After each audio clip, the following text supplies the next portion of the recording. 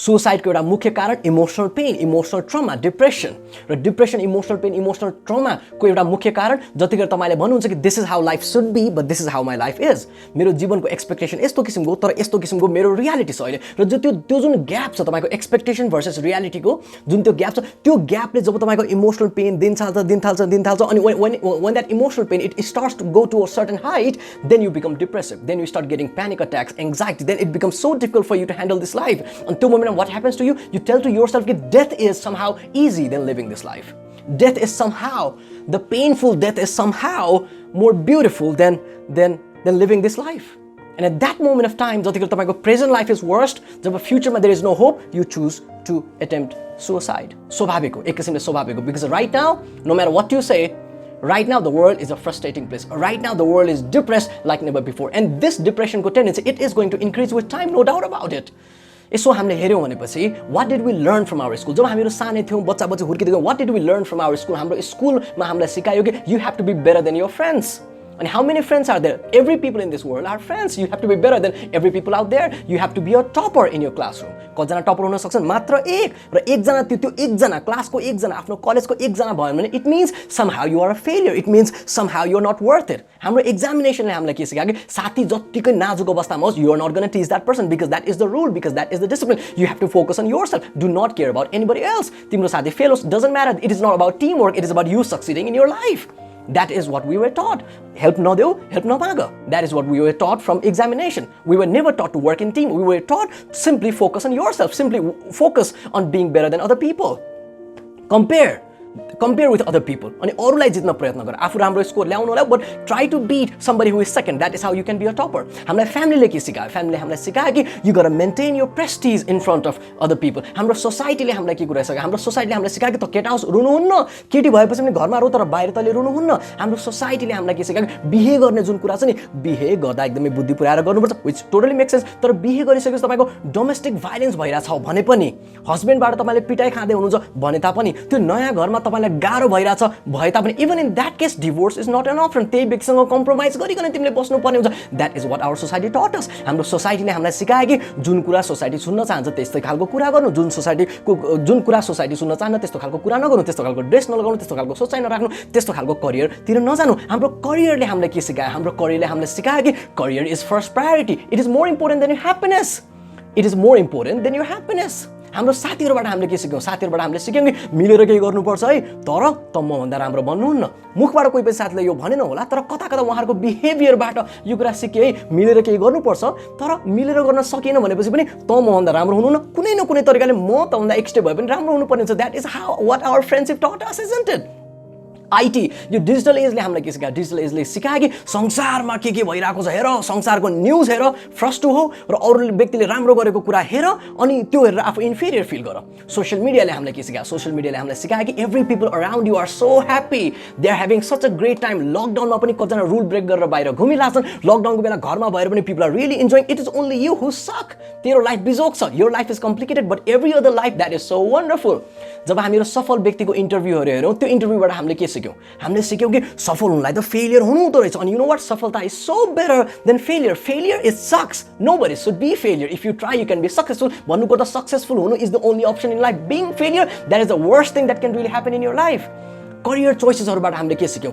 टेलिभिजनमा जे देख्छौं त्यसबाट हामीले के सिक्यौं? बलिउडबाट हामीले के सिक्यौं? हलिउडबाट हामीले के सिक्यौं? Money is the most important thing in life. If not money, name, fame, popularity, that is what we really need. अहिले जनरल अन्डरस्ट्यान्डिङ भनेको happiness. What is happiness? Money is happiness, popularity, prestige is happiness. मुखले जे बनाउन, that is what we really want to have. Nationalism र प्याट्रियोटिजमबाट हामीले के सिक्यौं? अरु देशले सही कुरा गरे तापनि आफ्नोलाई बढी प्रायोरिटी दिने हो है. नारामा भन्नु आफ्नो भन्दा राम्रोलाई प्रायोरिटी दिने, तर अल्टिमेटली आफ्नोलाई बढी प्रायोरिटी दिने. That is what we learn. My dear friends, what did we learn from life? Your life बाट हामीले learn गर्यौं कि you're not enough, you're not good, you should always compare yourself with other things, and somehow you suck. Somehow things are not worth it. Somehow it is so good that you become depressed. And when we are learning these things from everything around us, do we expect a happy life? Do we expect flower to come out of our heart? And we talk about mental health matters? I don't believe mental health matters. जबसम्म हामीहरु mental health matters भनेर भन्छौं तबसम्म we are going to lead people towards more depression. Why? किनकि mental health matters, that doesn't count. किनकि जब हामीहरु भन्छौं mental health matters तब हामीले भन्दैछौं कि there are some other things which matters more than mental health. But I strongly believe if there is something which is very important, that is mental health. Mental health matters the most. Mental health matters when mental health matters the most, because what is that career जुन career तपाईले choose गर्नुभयो but you are every time suffocating? What is that work life जुन work life भित्र तपाईले छिर्नुभयो so that you can beautify your life, but every day of your life simply sucks? You're not enjoying the people you're working with, you're not enjoying the kind of money that you're making, especially you're not enjoying the kind of work that you're doing. You're simply making somebody rich and you're not happy about it, and you say ki my career is my first priority. But where is your life when you're giving priority to that career? You sabai kuraharuko karanle गर्दा what happens? We become somebody else which we are not really from our inside. जुन व्यक्ति हामी होइनौं त्यो व्यक्ति हामीहरु बन्न चाहन्छौं, जुन कुरा हामी होइनौं त्यो कुरा हामीहरु देखाउन चाहन्छौं, हुनु पनि पर्यो त्यस्तो किसिमले हैन त नि. You have to be fake because only then you get appreciation. Only when you get appreciation you become successful in life. You have to be fake. You have to wear different mask in front of you because you cannot express the truth of yours. तपाई truly आफुलाई जे मन लाग्छ त्यही कुरा social मिडियामा लेख्दिनुस्, अर्को बालले कि त अर्को दिन तपाईले जेलमा जानुहुन्छ, अर्को दिन कि त तपाईलाई पुरा डिसलाइक पनि आउँछ, जो व्यक्तिले डिसलाइक गर्छ उसको पनि कता कता मनमा त्यो सोचाइ भइराको हुन्छ. So life is not really authentic right now. We know it. And if somebody tries to be authentic, त्यो व्यक्ति is going to be discouraged, or that is going to be the new fashion, or that person is really going to be eliminated from the society. That is how the society is working. Society wants us to be like the society, and somebody who tries society to be like them, man, one thing's for sure, life is depressing, life is frustrating, and depression, that's going to happen for sure. So what do we do about it? Depression लाई handle गराउनलाई, emotional ट्रमाबाट मान्छेलाई निकाल्नको लागि मान्छेलाई individual लेभलमा blame गर्ने हैन. यति जाबो कुराबाट त निक्लिहाल्छ नि त्यो कुरा मात्रै भन्ने हैन. We have to blame ourselves because we are part of this society. We have to blame ourselves किनकि we are the ones who are creating यस्तो खालको वर्क लाइफ, यस्तो खालको एजुकेसन, यस्तो खालको सिस्टम, यस्तो खालको पोलिटिक्स, यस्तो खालको ह्युमन बिहेभियर, यस्तो खालको social construct. It is us. We have to blame every one of us who is out there in the society. And you are part of the society. I am part of the society. The blame has to come on us when we are saying depression is bad. कुनै time थे जतिखेर SLC को कारणले गर्दा, SLC को result को कारणले गर्दा lot of people they did suicide. Many people who are not happy with their marriage life, they have attempted suicide. Many people जसको भिडियो MMS हरु, जसको vulgar videos हरु इन्टरनेटमा viral गराइदैछ, those are the people who have attempted suicide. And who is doing it? We are doing it somehow. SLC को result पछि किन मान्छेले suicide गरे? Because we said कि SLC को result is the most important of all. जब हाम्रो वरिपरिको कोही मान्छेले एसएलसी मा राम्रो ल्यायो, हामीले उसको वाल पोस्ट गर्यो, कंग्रेचुलेसन मेरो भाइ मेरो बहिनीले डिस्टिंक्सन ल्यायो, 90% ल्यायो. सो जो व्यक्तिले राम्रो स्कोर ल्याएन उलाई भन्यो कि come on, your life sucks, you should somehow attempt suicide, your life is not worth it. We all are to be blamed. So we want to change it. First we got to work on the system. System कसरी change हुन्छ? हामीले बिस्तार बिस्तार effort दिकन, हामीले बिस्तार बिस्तार आफ्नो तर्फबाट एक्सन, त्यही किसिमको कर्म र क्रिया गरिकन. First. Second, we have to change the social conditioning. Society मा हामी जस्तो तरिकाले अरूलाई इन्करेज गर्छौं, डिस्करेज गर्छौं, त्यसबाट बिहेभियर सेप हुन्छ. So we have to start changing the social conditioning. And third, we have to start changing ourselves, and we have to start changing the individuals out there. हरेक इन्डिभिजुअल जसको emotion अलिकति बढी sensitive छ, we have to somehow give intervention and help them to heal, help them to make them a better person. जतिखेर हामीहरु training गरेर आएको हुन्छ क्लासमा, we get people to cry त्यहाँनिर. तर रुने अवस्थामा वरिपरिको सब मान्छेले भन्छ नरो नरो नरो, सोसाइटीले सिकाएको रुनु हुन्न. अरे यार आँखा छ, आँखाबाट आँसु आउँछ किनकि कारण छ. There is a reason why tears come out of our I.